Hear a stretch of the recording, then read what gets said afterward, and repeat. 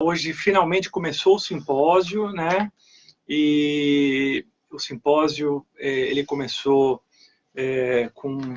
tendo uma abertura muito legal. única, Nós muito estamos bacana. Aqui com um programa, porque, assim, foram muitas palestras, em alguns momentos nós tivemos que nos dividir, o Jorge foi para uma sala, eu fui para outra, não dá tempo da gente compilar para vocês tudo, quantas coisas importantes nós ouvimos, até porque a gente foi tirando foto, é tudo em inglês, até a gente preparar. Então, no momento que nós tivermos a nossa reunião, nós vamos, né, apresentar tudo isso para um médico que possa esclarecer melhor, cada um com a sua área, para a gente dividir um pouquinho mais esse conhecimento com vocês. Porque realmente hoje foi um dia muito intenso, com muitas informações, e o que é muito interessante é que, como é um simpósio voltado para uma doença, cada ano eles têm uma abordagem diferente. Então, esse ano, eles tiveram uma abordagem, um foco muito grande na qualidade das pesquisas. Então, tem sido feito vários estudos, várias coisas para desenvolver melhores pesquisas. Se tivermos melhores pesquisas ou pesquisas com mais qualidade, teremos melhores resultados. Então, o tempo inteiro isso está sendo muito batido na tecla, e eu acho que isso vale a pena a gente frisar, porque, como eu estou falando, até agora, nós não tivemos nada de efetivo em relação a medicamento, nós só tivemos um conteúdo de que é preciso melhorar o nível da investigação, é preciso melhorar a qualidade da investigação para que as respostas sejam melhores. Isso. A primeira, boa noite a todos, boa noite, Newton, boa noite a todos que estão aí, Vivi. A primeira aula que nós tivemos foi uma aula do professor Mitsumoto, que já nos conhecia, eu tive com ele em São Paulo, ele inclusive tratou da Maria Lúcia, uma pessoa muito querida, e o Dr. Mitsumoto deu uma aula sobre um consenso que estão refazendo, né, Ale? Sobre os clinical trials, né? Porque o que se apurou foi que os clinical trials não estão trazendo resultados bem desenhados, exatamente. Os desenhos dos clinical trials precisam melhorar. Então, eles pegaram, juntaram uma comissão de experts, estatísticos, estudiosos, neurologistas, pacientes e tudo, fizeram um encontro em Early, e lá nesse encontro, eles revisaram, então, 112 estudos para definir o que eram bons, o que deveriam ser, os que eram muito bons, os que eram bons, os que eram médios, os que não deveriam ser feitos de forma nenhuma. Então, nós criamos eles criaram 4 categorias e dividiram em vários níveis de evidência.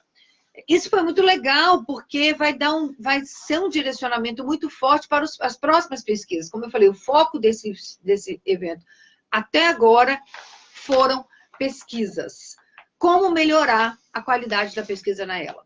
Então, esse trabalho aqui já mostrou bem isso, então, a partir já foi aprovado, o comitê já foi aprovado, esse guideline já foi aprovado pela revista Neurology, e deve ser publicado até março, né? E até no máximo em maio. Então, todo mundo terá em mãos um direcionador de como fazer pesquisas em clinical trials em esclerose lateral amiotrófica. Então, foi bem legal por causa disso. Acho que ele foi, assim, foi uma palestra de abertura e uma aula muito importante para tudo que a gente está vendo, né? Nós entendemos, com essa abertura, nós entendemos como que vai ser o andamento do Congresso em relação à discussão sobre estudos. Um segundo momento que foi muito bonito, muito emocionante, foi o prêmio Forbes Norris, que é um prêmio muito bacana, é um prêmio humanitário que sempre é entregue, e foi entregue pela princesa Anne, irmã do príncipe Charles, filha da rainha Elizabeth, e ela veio pessoalmente até Glasgow, né, de Londres até Glasgow, e subiu no palco, fez um discurso que ela gostaria muito de ver um mundo livre da esclerose lateral amiotrófica. E entregou o prêmio Forbes Norris para a cientista que ganhou o prêmio, que fez o melhor trabalho. E a cientista ficou muito emocionada, disse que ela estava mais emocionada de estar recebendo o prêmio da princesa dela do que de estar recebendo o prêmio por ter feito o melhor trabalho. E fez o discurso todo chorando de emoção de estar recebendo esse prêmio das mãos da princesa Anne. Foi um momento muito bacana. E em seguida, a gente teve uma palestra muito importante e que nos deixou muito felizes, que foi falando sobre a microbiota. A microbiota, o sistema imune e as funções cerebrais. Né?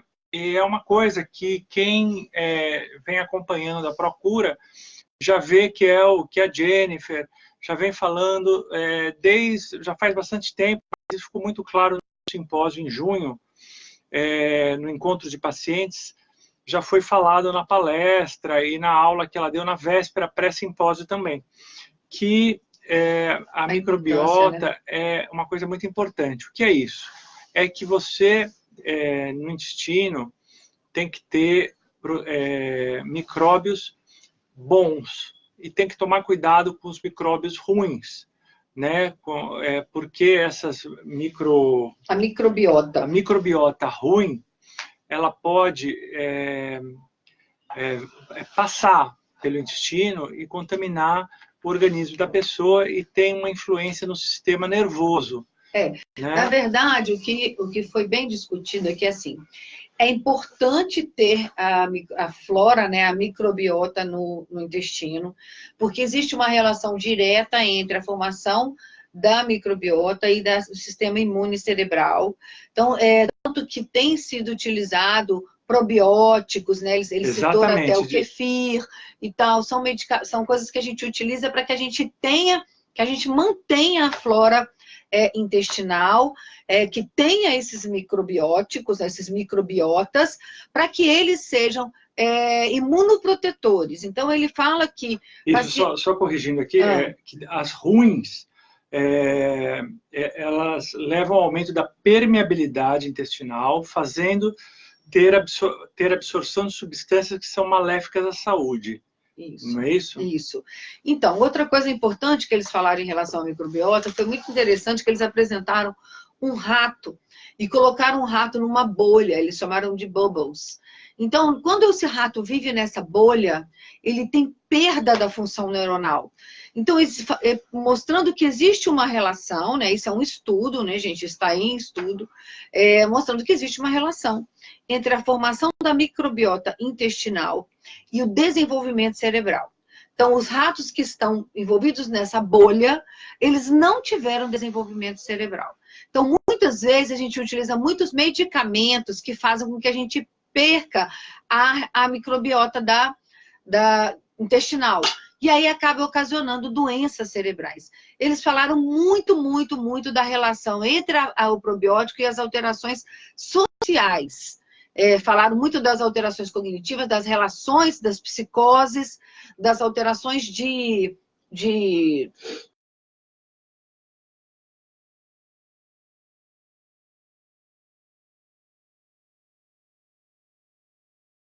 Que tem labilidade emocional. Bipolar. Esqueci o nome, era isso. De pessoas bipolares. Então, ele frisou muito, apresentou muitos estudos e mostrou que isso pode ser um caminho. Como eu falei, tudo hoje que foi apresentado são caminhos, né? E esses caminhos estão sendo delimitados cada vez mais. Então, ele mostrou que o efeito importante de ter a microbiota, né, no intestino, porque principalmente o efeito social no cérebro, e que você tendo esses probióticos, utilizando esses probióticos na dieta, por isso que está todo mundo falando tanto disso hoje, né? Então você vê, hoje todo mundo fala que você deve tomar o kefir, porque o kefir é forte, porque ele ajuda o cérebro, ele ajuda o metabolismo cerebral, então é por causa disso, porque essa microbiota boa, né, que foi como a Jennifer falou, ela interfere no aumento do metabolismo cerebral e favorece a melhora da cognição, a melhora das relações sociais. Então, esse foi uma aula muito legal. E aí, depois, nós tivemos, então, um grande debate com 4 médicos maravilhosos que definiram a ela, na tentativa de definir a ela.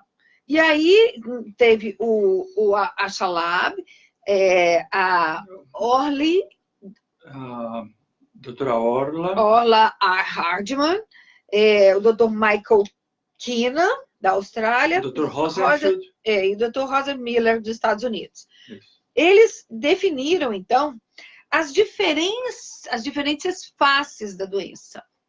E aí eles colocaram, até mostraram um gráfico muito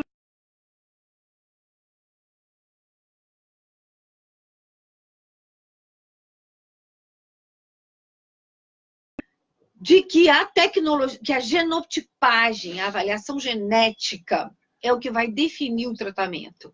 Então, eles colocaram isso, mostrando que hoje, por exemplo, uma que a gente chama de FDP, né?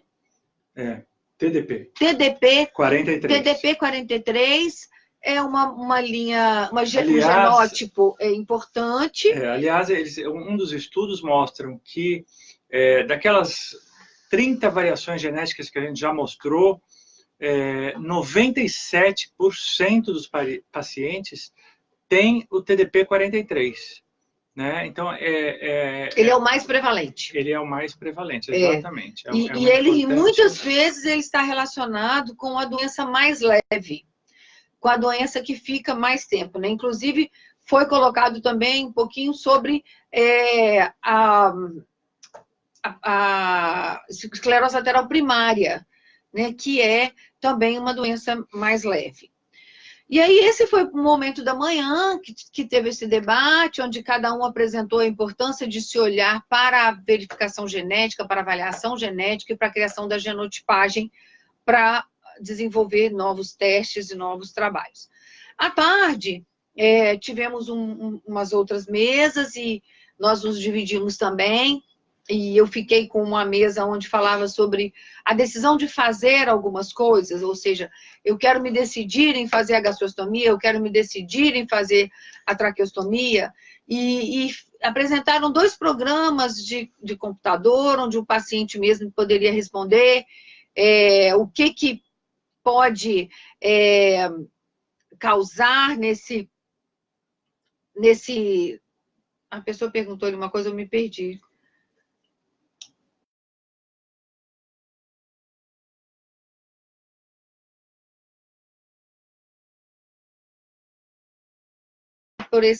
Por meio desse software, né? Por um programa, um aplicativo. Algumas pessoas foram bem recebidas, outras não, porque o que acontece? Essa distância, cada vez mais a tecnologia acaba impondo uma certa distância. E um grupo, principalmente quando algumas pessoas decidiram que queriam fazer a não invasiva, poucos resolveram fazer. No outro, um grupo queria fazer a PEG, poucos resolveram fazer. Ou seja, a falta desse conhecimento do que é que você precisa entender, do sentar e falar o que é que você precisa, né, para poder passar para nós.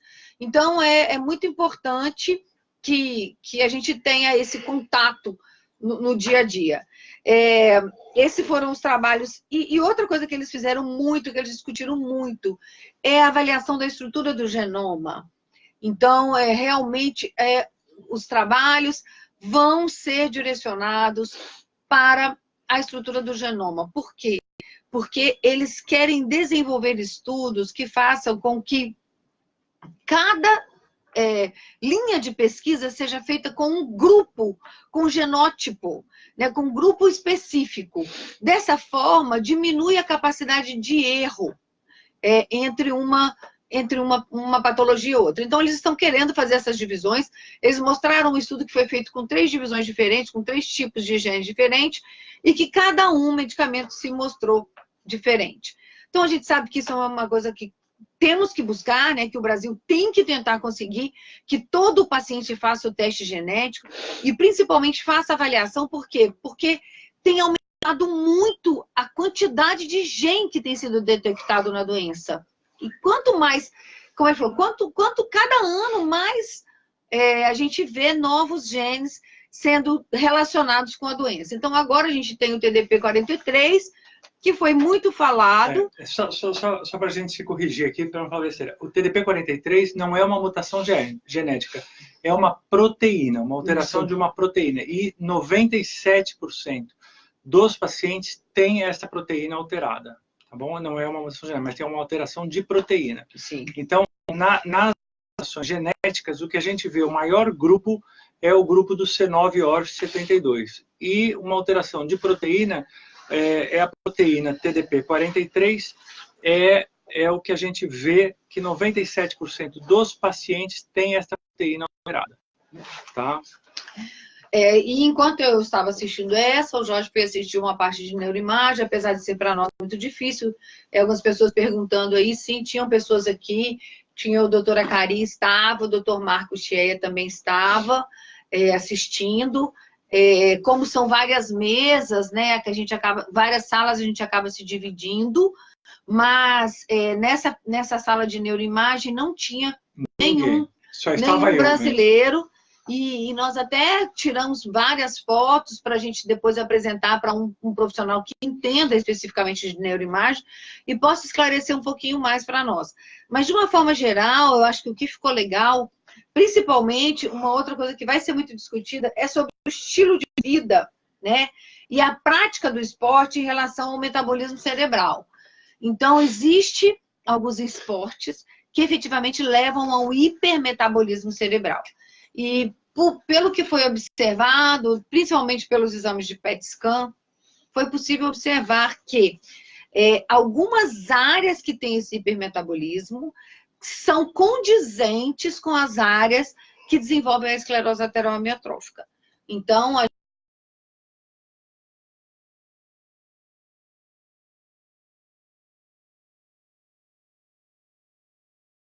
mas o último dia, quase que uma das últimas palestras à tarde, no domingo, vai falar sobre a relação do exercício extenuante com o desenvolvimento da esclerose lateral amiotrófica. Então, os estudos vão se cercando e acabam evidenciando algumas coisas para nós que a gente ouve falar, que a gente sabe, mas que não tem nenhuma evidência científica. Então, nós tivemos isso. E também... Só mais um complemento, na sala de neuroimagem, uma das outras coisas que os cientistas perceberam, também por exames de PET scan, é que as proteínas de TDP-43 alteradas, elas se encontram, são encontradas nas microglias, mas não são encontradas nos astrócitos. Isso é uma... descoberta importante, é um achado científico importante e que vai levar a um passo importante para eles entenderem esse processo todo. Né? Como isso é uma alteração que está em 97% das pessoas com ela e não tem nenhum outro achado tão grande, tão presente em todos os pacientes, é uma informação de muito peso e que pode dar mais um caminho para que encontre-se a cura da doença. Então, ou como tratar as alterações genéticas, tudo isso. Então, tudo isso é muito importante. Os exames, eu estive numa sala das 14 horas às 17h30, só vendo imagens de PET scan. E as explicações do que acontecem com essas imagens de pacientes de ELA, porque elas são diferentes de outros. Imagem do cordão espinhal, imagens do cerebelo, imagens do cérebro, imagens de proteínas, imagens de células, enfim, tudo que diferem das pessoas que não têm ELA. Então, a gente vai disponibilizar essas imagens, não tive tempo ainda, são muitas e muitas e muitas fotografias que eu tirei, que a Lê tirou. Então, eu vou ainda explicar um pouquinho, colocar essas coisas a hora que der, hoje, amanhã ou depois de amanhã, no Facebook, mas o ideal, eu acho que vocês não vão conseguir entender. Eu não entendi uma difícil boa parte. Para nós é difícil. Até para o próprio médico especialista. Seria bom médico especialista em neuroimagem. Eu quero falar com um radiologista, amigo nosso lá em São Paulo, para ele poder nos ajudar, poder entender melhor isso. Mas enquanto eu não falar com ele, eu acho que vai ser difícil, não vai adiantar muito eu disponibilizar essas imagens de um PET scan para vocês. Mas eu vou colocar, de qualquer forma, eu vou tentar entre hoje e amanhã colocar tudo no Face para vocês, mas eu acho que vai ser bom se um médico puder explicar, vai ser melhor. E isso eu acho que vai ser possível no encontro que a gente vai fazer ainda um pouquinho mais para frente, depois das férias de janeiro. Então, a outra, no momento da tarde, nós tivemos uma sessão sobre clinical trials e desenhos de trials, né? Então, novamente, mostrando que alguns desenhos de trials, eles são feitos de forma errada. Muitos desconsideram estudos passados, e aí eles estavam mostrando isso. Assim, eles nem mostraram especificamente um desenho de clinical trial de ela. Eles mostraram um desenho de clinical trial de mieloma, de células cancerígenas, de cânceres, mas eles não mostraram especificamente de ela, mostrando que é possível ter alguns modelos que favorecem o melhor desenvolvimento de novos medicamentos ou de novos testes. O negócio é que, assim, acaba ficando extremamente técnico, né? E quem mais se beneficiou desses modelos são mais estudiosos bioestatísticos, pessoas que trabalham com essa ferramenta, né, de avaliação metodológica, mostrando esses dois desenhos, que são desenhos importantes. E aí, para finalizar o dia, né, nós tivemos, então, uma apresentação sobre o Ibudilaste, que era uma das coisas que estava todo mundo esperando, e eles mostraram que o Ibudilaste, ele efetivamente tem diminuído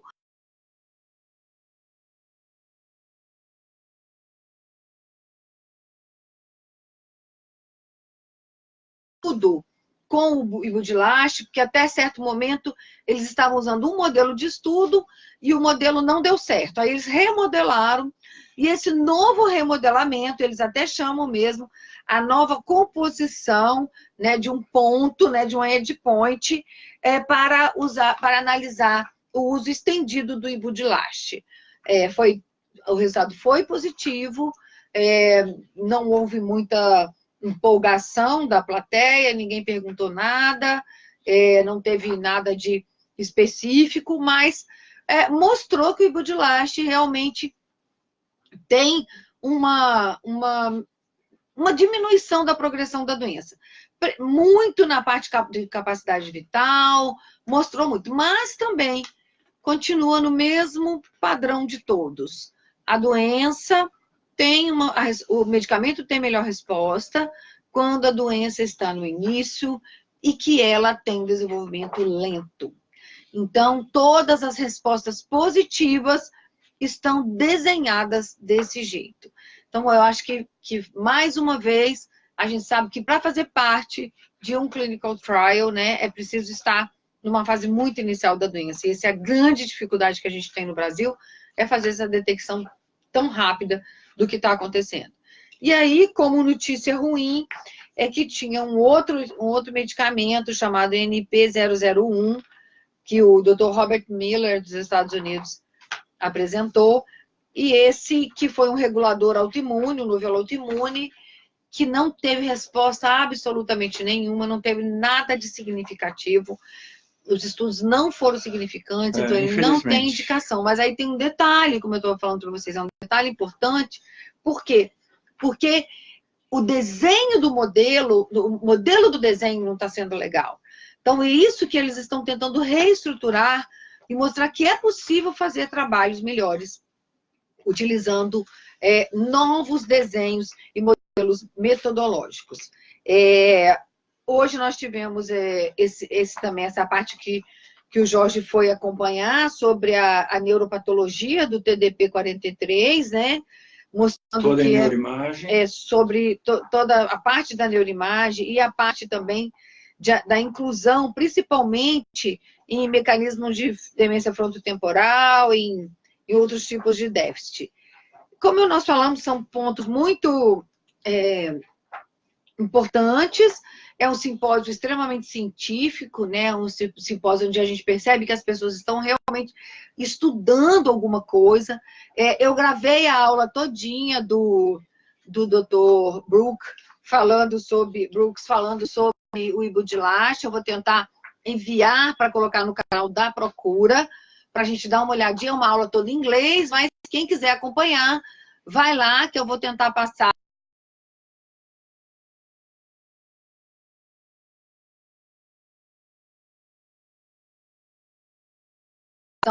envolvidas, que vale a pena dar uma olhadinha. Nós temos um longo dia amanhã. Amanhã também temos coisas importantes. Vai falar um pouquinho sobre tecnologia, né? Tecnologia assistiva, principalmente comunicação. Vai falar também um pouquinho sobre a causa, né? A epidemiologia. E também um pouquinho sobre qualidade de vida.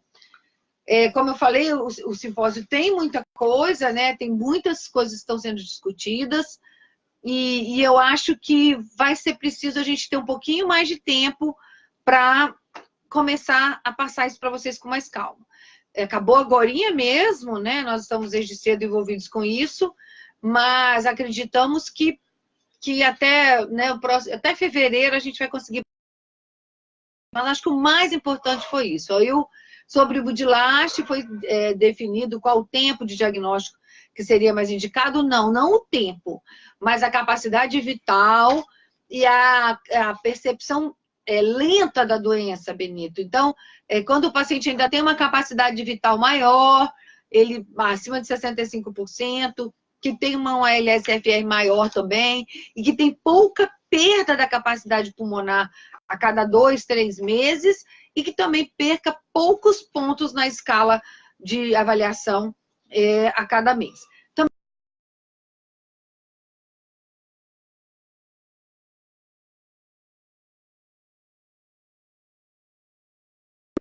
Ela não está sendo fidedigna para avaliar resultados sintomáticos. Então, também está sendo discutido isso, se realmente não vale a pena passar por uma outra observação, né? O Ibudilaste já está sendo comercializado ou está em fase de teste? Sim, ele apresentou apenas o resultado da mudança de protocolo. Quando ele mudou o caminho que estava indo por um protocolo, não estava dando certo.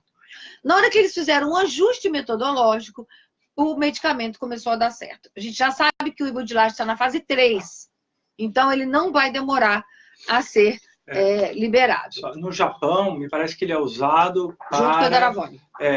Não, ele já é comercializado no Japão para esclerose múltipla. Então, o que acontece é que as pessoas utilizam ele para esclerose lateral amiotrófica, independente de ser aprovado ou não, junto com o Edaravone, e eles vêm usando, e algumas pessoas relatam um resultado razoável, independente dele ter aprovação das agências reguladoras, o que não é aconselhável. O correto é você utilizar o medicamento só depois. Mas como é um remédio que já está à venda, você sabe, os pacientes, Janaína, que fez a pergunta, os familiares acabam adquirindo o produto lá, trazendo e tomando mesmo sem ter aprovação. Mas ele não tem ainda. Ele não tem a aprovação de nenhuma agência reguladora para a esclerose lateral amiotrófica, tá? Então não deve ser usado. E também eu vi um pôster muito legal falando sobre o Edaravone, dar a continuidade do Edaravone, dando continuidade ao uso do Edaravone, mostrando que existe sim um grupo de pacientes que se beneficiam do uso do Edaravone, mesmo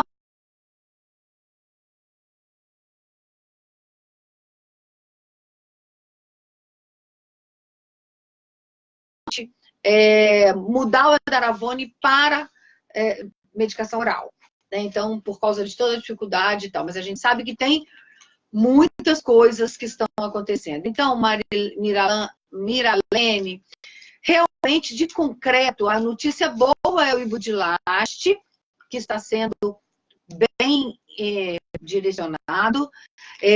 As coisas estão caminhando, sim. estão caminhando bem, as pessoas estão buscando fazer trabalhos melhores. Apesar de nós não termos tido até agora nada de concreto, o que ficou claro para nós é que a linha da terapia gênica é forte, muito forte, e que os novos desenhos de trabalho vão dar resultados melhores. Porque às vezes as pessoas estão fazendo testes, estão fazendo trials, e os trials não estão dando certo, porque o desenho metodológico que foi escolhido para construir aquele desenho, aquele estudo, não deu certo. Então, eles estão percebendo isso, e nós estamos vendo que existe um grupo extremamente envolvido com a doença. Foi muito interessante que no início, hoje de manhã, no início do simpósio, eles fizeram uma pergunta para todos os presentes, eram, sei lá, em torno de 1000 pessoas, se eles achavam que os clinical trials estavam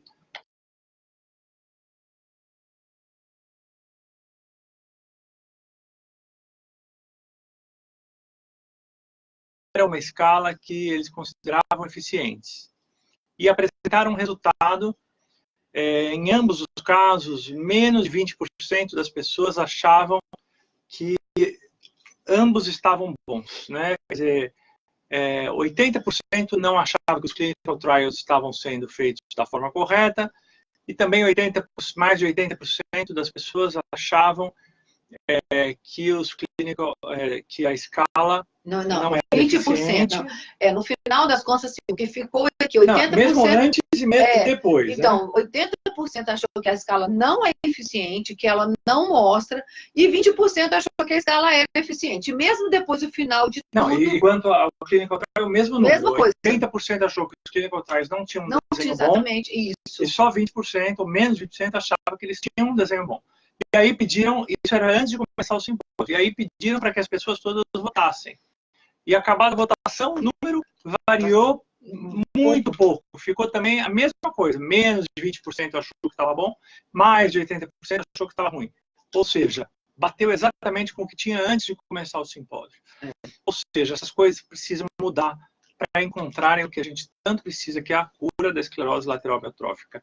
Eles estão batendo muito forte essas 3 horas. 3 horas e 30 que eu fiquei na sala de neuroimagem, só se falou de TDP-43, só. E de cognição, se falou da TDP-43 unida com os problemas de cognição dos pacientes.